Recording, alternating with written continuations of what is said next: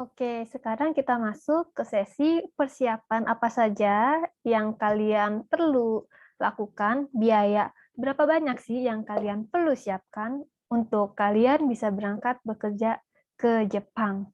Jadi, aku mau ingatkan sekali lagi, tidak ada biaya apapun yang kalian perlu bayar ke Dini atau ke Jellyfish Education Indonesia, karena dari proses job matching, pelatihan bahasa Jepang, biaya ujian, dan juga pemanduan dokumen visa atau Kutegino gratis.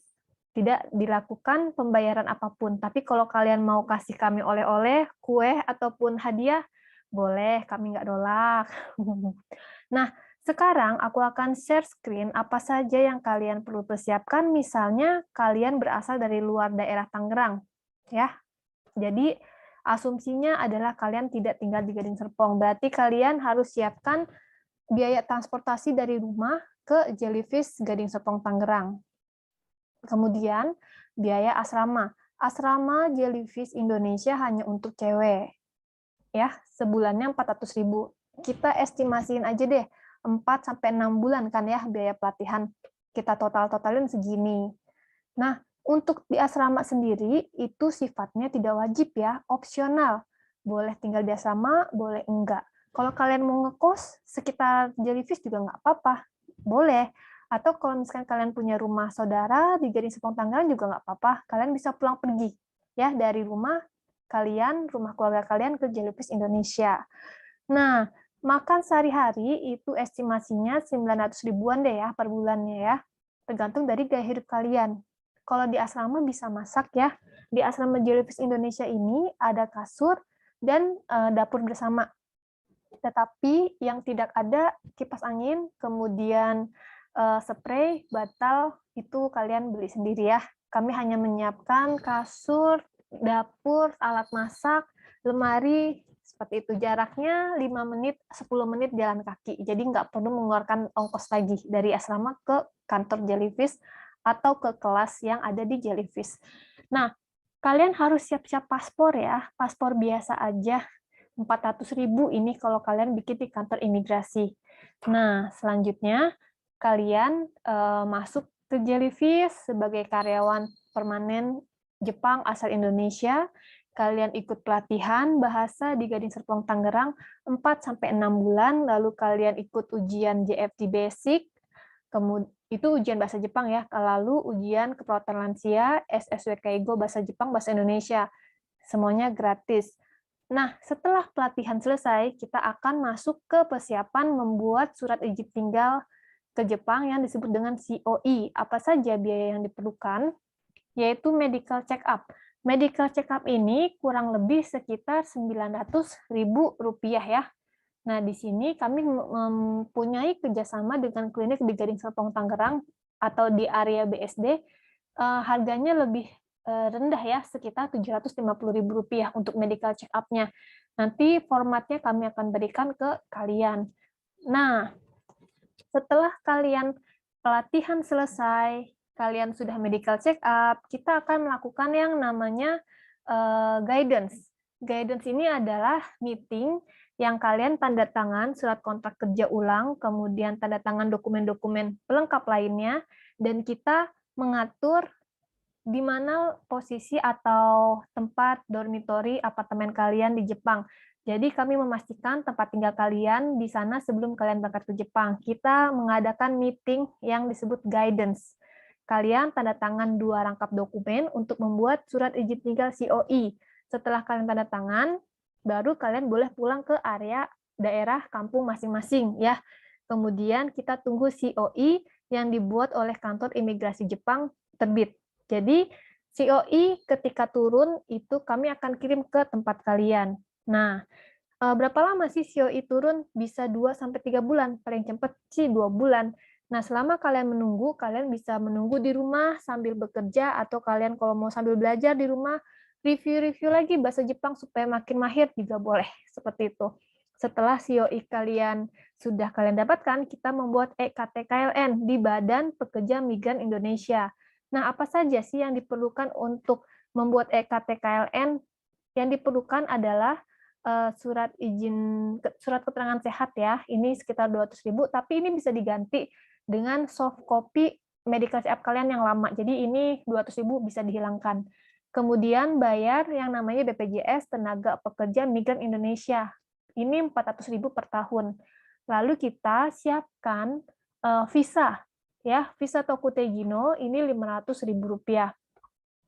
Nah, membuat visa ini tergantung dari daerah tempat tinggal kalian. Area Banten, Jawa Barat kita bikinnya di Jakarta. Nah, kalau misalkan kalian tinggalnya di Sulawesi, di mana kita bikinnya di Konsulat Jenderal Makassar. Kalau kalian tinggalnya di Kalimantan, berarti bikinnya di Surabaya. Kalau kalian tinggalnya di Lombok, berarti bikin visanya di Bali. Seperti itu ya. Nanti kami akan pandu kok bagaimana cara membuat visa dan yang lain-lain. Lalu setelah kalian visa sudah punya, kita akan membeli tiket pesawat. Nah, kemarin tiket pesawat ini ada yang pakai JAL, ada yang pakai ANA, ya, kurang lebih sekitar 5 juta rupiah untuk satu kali one way tiket aja kalian belinya. Nah, biasanya sih rumah sakit atau panti lansia tempat kalian bekerja pasti akan memberikan pinjaman ke kalian sekitar 10 juta rupiah. Ini bisa kalian cicil cara pengembaliannya ke perusahaan dengan bunga 0%. Misalnya kalian cicilnya 10.000 mang, 1 juta, 1 juta, misalkan seperti itu ke perusahaan kalian. Kalian bayar cicilannya langsung ya ke sana, nggak lewat Jellyfish lagi. Jadi yang kalian siapkan adalah uang saku bulan pertama kalian tinggal di sana, karena biasanya 1 bulan gaji, 1 bulan kerja dulu, baru kalian dapat gaji. Biasanya seperti itu. Pokoknya kalian siap-siap dulu aja ya untuk diri sendiri. Uang saku ya. Nah, nanti kalau misalkan apa saja barang yang perlu dibawa, kami Jellyfish dan Third Plus Network Company juga akan memberikan informasi dalam meeting apa saja dan apa yang tidak boleh dibawa untuk keberangkatan ke Jepang. Ya, pokoknya kalian nggak perlu khawatir, semuanya sudah sesuai sistem. Kami akan pandu kalian supaya kalian bisa sampai dengan selamat dan dengan aman ke Jepang. Nah, program di Jellyfish sendiri sudah dari 2019 sampai tahun ini sudah banyak sekali perusahaan-perusahaan besar yang bekerjasama dengan kami Jellyfish Indonesia. Dan tahun ini akan ada 100 lebih karyawan Jepang asal Indonesia, perawat lansia profesional yang akan kami rekrut. Nah, selanjutnya estimasi pengeluaran kalau kerja di Jepang berapa banyak sih ya? Rekan-rekan semua, estimasi pengeluaran ini sesuai dengan gaya hidup kalian ya. Jadi ini adalah estimasi, bisa kurang atau bisa lebih. Balik lagi ke gaya hidup kalian. Kita seandainya tinggal di Kagoshima dengan gaji pokok sekitar 17-20 juta rupiah.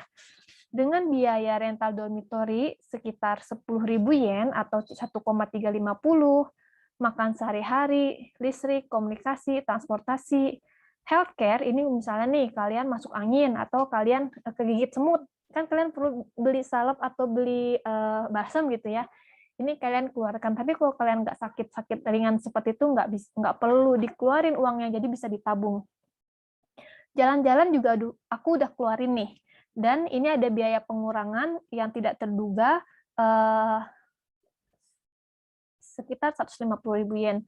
Nah, rekan-rekan semua, aku ingin kasih tahu kalau ini merupakan yang 17-20 juta ini adalah gaji pokok kalian dengan kerja 8 jam satu hari, kemudian 5 hari dalam 1 minggu.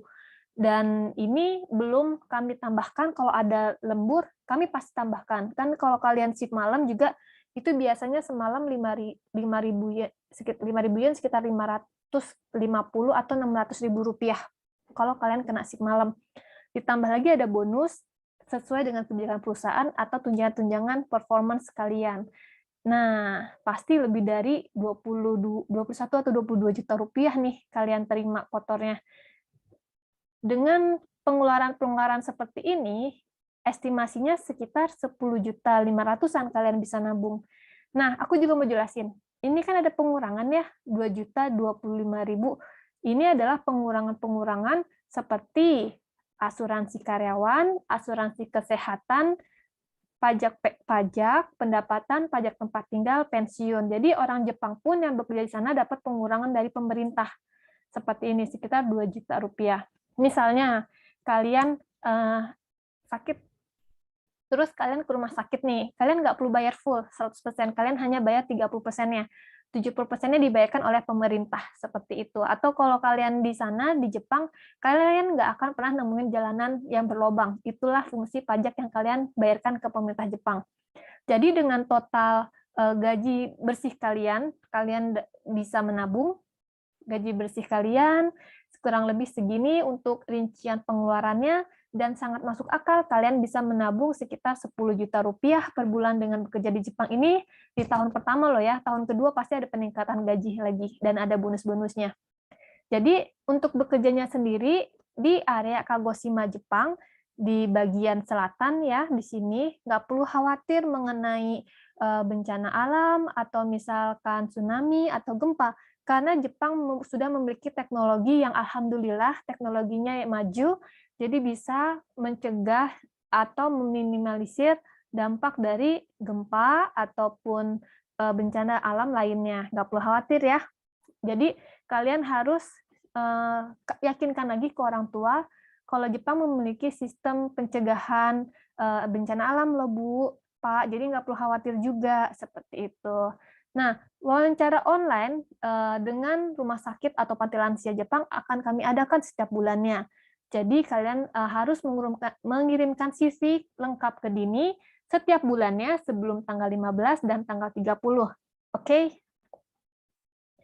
Follow juga Instagram Jellyfish Caregiver, dan juga kalian nanti akan dapat rincian gaji seperti ini ya. Misalkan gaji pokok kalian segini, tunjangan kalian segini, ini contohnya aja. Nah, saran dari aku, kalian harus banyak-banyak cari tahu tentang apa sih pekerjaan, bagaimana sih kerjaan sebagai caregiver di Jepang. Misalnya pagi-pagi membangunkan lansia, lalu menyiapkan sarapan, membersihkan sarapan, membuat makan siang, dan yang lain-lain seperti itu ya. Dan kalian juga harus siapkan untuk wawancara nanti ya, karena kalian yang Dini panggil untuk wawancara berarti kalian dokumennya sudah lengkap seperti dokumen CV, kemudian ada scan KTP, lalu ada scan ijazah. Kalau nggak ada ijazah juga nggak apa-apa, bisa diganti SKL. Kalau nggak ada SKL juga nggak apa-apa, yang penting ada transkrip nilai IPK, siapa tahu kalian mahasiswa akhir. Kalau kalian sudah lulus, beberapa tahun sebelumnya juga lebih bagus lagi, kemudian scan sertifikat seminar atau training yang pernah diikuti, surat keterangan kesehatan dari klinik atau puskesmas ya, kirim ke dini@jellyfish.co.id. Jangan lupa semua dokumen ini harus dijadikan satu terlebih dahulu dalam bentuk PDF dan susunannya harus rapih ya. CV dulu, KTP, transkrip nilai, surat keterangan kesehatan. Baru WhatsApp ke Dini ya. Ini dia nomornya. Oke, itu saja yang bisa Dini sampaikan sampai sesi terakhir ini. Ini foto Dini di kantor Jellyfish Jepang tahun 2015. Bisa WhatsApp ke Dini kapanpun jika ingin bertanya. Ini email, Instagram, lalu ada nomor telepon kantor, dan ini adalah alamat kantor pusat Jellyfish Education Indonesia yang berada di Gading Serpong, Tangerang. Oke, akhir kata itu saja. Terima kasih banyak atas atensi, dan Dini tunggu kehadirannya, ikut sertanya dalam program bekerja di Jepang sebagai perawat lansia profesional Jellyfish Education Indonesia. Aku tunggu di Jepang ya. Terima kasih. Assalamualaikum warahmatullahi wabarakatuh.